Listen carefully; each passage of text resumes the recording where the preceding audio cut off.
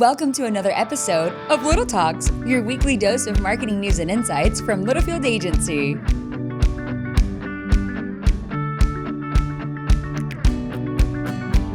Welcome, everybody, to another edition of Little Talks with Littlefield Agency. I'm Sam Littlefield, and with me is... Roop, there he is. I'm trying to work more hand movements into the introduction. Yeah, that was quite the wave. Well, I'm trying things out. A/B testing. We're just saying... We'll see on the engagement this week. We were just talking to each other. It's weird to not have a guest this week. We do have a guest next week, Jeff Martin from Philbrook. We're super excited. He's also the owner of Magic City Books here in Tulsa. He's a professional podcaster anyhow. He's a big deal. Yeah. Yeah, he's a big deal. He's in cahoots with NPR. He's in... Did you know? No. Yes. Like on the reg? Well, I mean, that's the studio at TU that helps produce his podcast. He has a very calming voice. Yeah. I'm going to have to take it down a notch next week. Yeah. You're going to hear a real podcast voice next week. Yeah. Speaking of, Jeff from Philbrook gave us some tickets. So it was Wine Experience last week, which for those that do not know what Wine Experience is, it's the best freaking week every 2 years. This was my third wine experience. It's Vintners. Claudia's. We hung out with Claudia on Friday. Had a phenomenal time. My wife literally loves amazing. Claude. It's every 2 years. There's vintners literally from all over the world come to Tulsa, Oklahoma, and they're posted up at Philbrook. And there's educational events. There's seminars. There is all the wine tastings, sparkling wine tastings.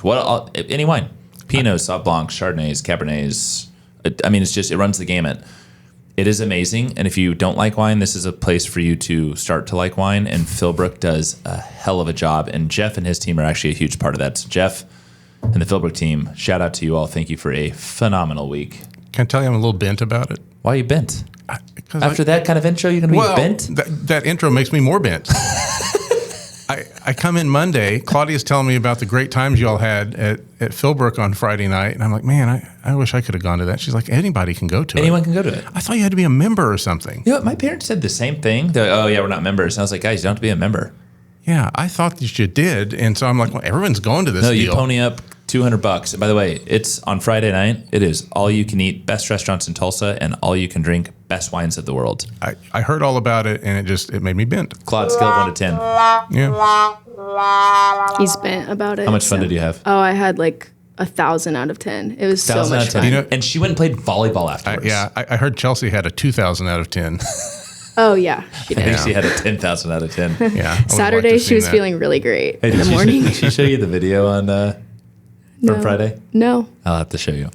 Okay, so we're moving on. There's Jeff, always can't video. wait to have you next week. He's amazing and insightful, and we're going to talk all things, everything he's doing with Philbrook.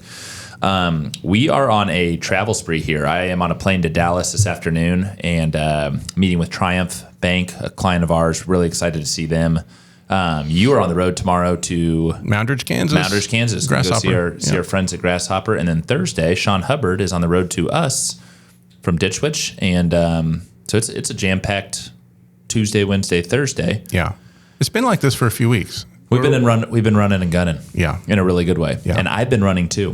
What a segue, Sam. Oh my God. It just hit me. I was like, wow, that's my time. I did my first ever marathon on Sunday, and I'm actually able to walk today, which is great. Yesterday, I would say I more limped and hobbled. Awesome experience if you're a runner. If you're not a runner, it's a lot.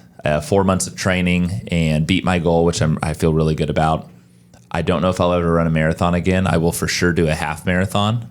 There were some people, really smart people, that were doing a relay marathon. Oh. Super fun. Kind of a team thing. See, I'm not bent that I wasn't participating in this. This seems miserable to me. But you made a really good LinkedIn post about your experience and kind of tying it into work and life and business that was really thoughtful and really good. So I had 4 hours and 10 minutes to reflect on Sunday as I was on the road. And were you typing that post as you were running? That'd be awesome. A lot of life lessons and some business lessons that I thought just a lot of good correlation. So if you want to check out my LinkedIn post, go to my personal page. And if we're not connected on LinkedIn, let's link. But yeah, so we got a lot of good things going on here. We have a really cool topic today. Yeah. And topic number 1, thank you, Claude. I like how we still say topic number 1. There's only one topic. Yeah. The one and the only topic. Roop's going to lead this. This is actually pretty interesting. I'm going to give you a little intro here, and then I'll let you take it away. Okay. We're talking Flywheel. And when he told me that this morning, I was like, huh? Think of it as the modern version of today's sales cycle. And we're going to really give it a content lens, which I'm excited for you to talk through, Roop. But our company was founded on moving people through the sales funnel, and David Littlefield crushed it back in the day from 1980 to 2020 during his reign. But he got into business because he wanted to help companies sell more things. And obviously, so much has evolved since 1980, and we've evolved so much since COVID in the sense of how we think about content and how we are engaging customers, how we're entertaining customers, and how we're getting them to convert. But instead of through the, of course, it's the marketing sales funnel. Sales funnel, yeah. Everybody loves a funnel. But we're going to call it Flywheel today. So, Roop, give us some thoughts here. Yeah, so the sales funnel, for those of you who, just a quick recap, maybe it's your first day on the job. But the funnel, welcome. Is a funnel. It's fat at the top and small at the bottom. You start with awareness, and you go all the way down to conversion or a sale. And then there's some crazy models where they toss people back up to the top of the funnel and send people back through. I'm going to go ahead and attribute this to, I think, HubSpot. The HubSpot team popularized the flywheel if they did not create it. And it's been around a while, at least 10 years. I should have done more research on the history of it. I just want to talk about what it is. The flywheel model's been around for 10 years? I believe it's been around a while. The flywheel, and we'll have, if you're listening to this, make sure you go to the website. And you should see the image, right? Yeah, you kind of got to. I'll hold it up and I'll challenge Brandon to zoom in on it here in a minute. He's not looking forward to that. But we'll also post the image on the blog article that goes along with it. I think the article also went up on LinkedIn. Here. Yeah. Boom. So while you're checking out Sam's there you go, baby. Marathon post, you can read our article about the flywheel and see what I'm talking about. A true marathon of a post. So the flywheel, it was designed really to work, I believe, more around content, because when I look at it, it really works as a content deal. So I'm going to read this part of the script, and then we're going to talk about the stages here. The sales funnel has been a foundational concept in marketing, guiding countless campaigns and strategies. However, this linear model is showing some signs of age in the face of the modern customer journey. I disagree with that a little bit, but the digital era has empowered customers with information and choices like never before, rendering the once straightforward path from awareness to purchase a more complex web of interactions and touch points. Can I argue with you on your argument about the linear model? I haven't even argued it yet. Are you going to argue it? Yeah, no, go ahead. Yeah. So Chris Kaiser years ago brought up a great point. Awareness down to consideration, down to conversion. Yeah. It's not linear anymore because of how people jump up and down the funnel, right? Yeah. So if a brand is doing their job well and I'm in the consideration set for a piece of underground construction equipment and I'm leaning towards Ditch Witch, but then 3 of their competitors come in because they're doing their job digitally and on the marketing front, good for them. I am now back up in that awareness phase, right? So, okay, I need to go check out their competitors. Hey, at the end of the day, I want to move forward with Ditch Witch for my equipment of choice. Yeah. But it's jumping up and down that funnel because we're just not moving down linearly. That's my argument. So what is yours? You negated my argument. I was going to, my argument was not going to be about that, no. My argument was going to be that this concept that it's showing signs of age. I think things you just described are actually showing how it's adaptable. So I made an assumption about your argument. We do it all the time. Apologies. I'm glad we're aligned. Totally fine. I think that it's still relevant and certainly works better for some marketing tactics than others. 100%. Where the flywheel, I don't know if that's going to work in in Chris's world as well. But in the world I live in, Claudia lives in content, it does. So how this works is you've got a wheel. Imagine a circle, and the customer, your target, is the center of that wheel. Around it, you have 3 stages. You have the attract stage, the engage stage, and the delight stage. And it's just a circular all the way around that customer. What that's trying to represent that is that you are ever present in front of that customer at different points of their journey. Their journey. Love it. And you're there when they need you. So if you're sending out email campaigns, you send 50 emails to somebody and they get 3 years worth of emails, and you're like, man, this guy's never, well, let's say a year worth of emails, and they're not engaging on it. You were still present during that whole cycle where other things are maybe moving them down the funnel, right? See, I think these things work together. Yeah. Or maybe that 13th one is finally the time when they're ready. Like you're there when they're ready to move along, and you can move them along with the content that you're creating. So this attract stage starts off. It's kind of comparable, I suppose, to the awareness stage in the funnel. The attract stage is for insightful and relevant content that draws potential customers to your brand, establishing a foundation of trust and authority. That's pretty similar to the top of the funnel, I would say. I totally agree. Kind Can I give a good example? I hate to give her credit, but Chelsea Clement years ago in front of a client shows your marketing prowess. They were talking about, and I'm gonna give email and awareness kind of the leg here. Like, I don't know if we should be seeing that many emails. And she goes, no, the whole point is, and the example she gave, which is B2C, but it's very relevant to today's B2B company, is she goes, Pottery Barn and West Elm flood my email inbox. You might get a couple a day. And probably your physical inbox as well, right? 100%. Yeah, your physical mailbox and through social ads, et cetera. She's like, am I ready to buy a couch every day? No, but when I'm ready to buy a couch, first one you're going to think of. Pottery Barn, West Elm, CB2, et cetera, was a great example to just showcase that, because you're right. You're not buying that every day. You're not buying a zero-turn mower every day or a piece of underground construction equipment. The sales cycle is long for some folks, and you need a way to stay in front of them during that. So I love the word attract, because that is good, and the idea of establishing trust. There's kind of another outer circle around this that'll make sense when you see it on the website, but strangers is the word out there. Above attract, it says strangers, then the next one's prospects, then customers, then promoters, and that's kind of the cycle they go through. I didn't even see that. Yeah. So attracting strangers to your brand and establishing that trust. You do that with content, and content comes in a lot of forms: podcasts, email, blog articles, social media, things like that. Yeah. The second phase that you enter into is the engage phase, and that's where you have personalized content that nurtures these relationships, guiding potential prospects through their decision-making process. So you attract them. At some point, they're ready to, you have an opportunity to talk to them or engage with them. Up to this point, they've seen you.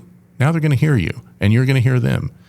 And the reason it says personalized content, and this is where I'm pretty sure HubSpot really leans into this, is because you've learned about them through that attract stage and through the engagement phase. You're learning about like what they like and they don't like, who they are. You're creating some sort of CMR record that CRM. I didn't even go to the wine festival, guys. It's literally my job title. Yeah. Yours too. Listen to this. Claudia, we'll talk after the podcast. Yeah. So your tool for collecting your first party data. That's where you're learning about them and able to engage them in a more personalized way, which makes good sense. And I think the important part here too, Roop, is when they're engaging, they're showing intent. Yeah. What are you doing as a brand to engage back, right? Yep. And that's where on the outside circle of engage, you see prospects, because now they're a little more likely, they're a little more interested here. And you as a consumer, right? You want to feel that engagement. Yeah. Like I am showing my intent to engage with you, said brand, but... Yep. And engagement can happen in a lot of places. It obviously happens in social media. It can happen through a support inbox or just if you have someone that replies to your emails, if you do that. It can happen in person at trade shows. It happen all over the place, but engaging, actual interaction at that point is the next phase of the flywheel model. The last one, which leads right back into attract, because it constantly goes round and round, is the delight stage. Love it. Exceptional content continues to engage customers post-purchase, fostering loyalty and encouraging advocacy. So they become your promoters at that point. And this is where I think the funnel it goes straight down. You kind of convert. And like I said, there's some adjustments to it you see here and there that kind of sends people back to the top. But the flywheel really looks at, you're pulling in prospects, but then you're not done. It's circular and it just goes around and around like a wheel, right? So those prospects become customers. Those customers become evangelical for you. They go out and we call them evangelists. Help you attract other strangers that come into the cycle, and it's round and round and round. It's great. And the center of all this is content. Like, of course, media is part of that. You spend media to promote your content and do things like that. But it's not a sales message here. It's content. You're earning trust. And that's your affirmation as a brand, right? Like I spent a significant amount of money on your product and I am now using said product.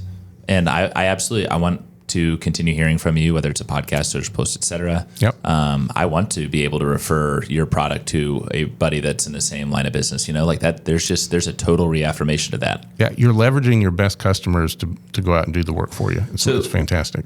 Would you say that this attract, engage, and delight stage, is it primarily owned content? Yes. Is there a little bit of paid play here? Or is it primarily owned? No, owned? there's definitely a paid play. But like you own it in the way that you have to create it. So this is content you need to create that's true to your brand, true to your voice. And then you've got your own channels you're going to put it on. But like anything else, budget helps spread the word, and that's true here as well. Yeah. Okay, good. Rube, I love this. This is we tell our customers, our clients, prospective customers all the time. No one wants to be sold. Right. This idea of attracting, engaging, and delighting, and the fact that you're selling stuff while doing so, that's where you win, especially in today's age. Yeah, you just have to be present, and this concept keeps you present when they're ready to buy. So, and I think this is a good reminder too. Like if you're doing this on your own, if you're working with an agency partner, is you're putting content out there, paid, earned, owned, whatever it may be. Is it attracting? Is it engaging? And is it delighting? And if you can't answer that question, rethink your content strategy. Right. That's what it's all about. And it shouldn't say sale. You notice it didn't say selling on here. No. That's not one of the options. That's what I like, that it's not called the sales model. It's right. Flywheel. Flywheel. Yeah. Yeah. I'd like to know more history about that, but we can cover that next time. I bet someone tells us in the comments all about the things that I said wrong here today on the history. But Let's go. yeah, we'll look it up. I love too. it. We'll look it up too. He's always up for a good argument. Roop, this is great. I think it's timely. A lot of you are in prime selling season, and it's a good gut check as we head into tomorrow is May 1st. Wild. Summer is almost here, and this is really good as you just kind of revamp and reiterate your content strategy as we head into the back half of the year. Yep. Can't believe I'm saying that. Planning season's almost here. Planning season's almost here. Okay, my friend, always a pleasure. Next week with Jeff Martin. It's going to be a great one. Jeff has an amazing following. He's an amazing guy, and he works for an amazing brand. We will see you then. See you next week. Bye. And that's a wrap. We hope you've enjoyed our little chat and found ways to grow your own marketing strategies. Remember to subscribe wherever you listen to podcasts and follow us on social media @Littlefield Agency.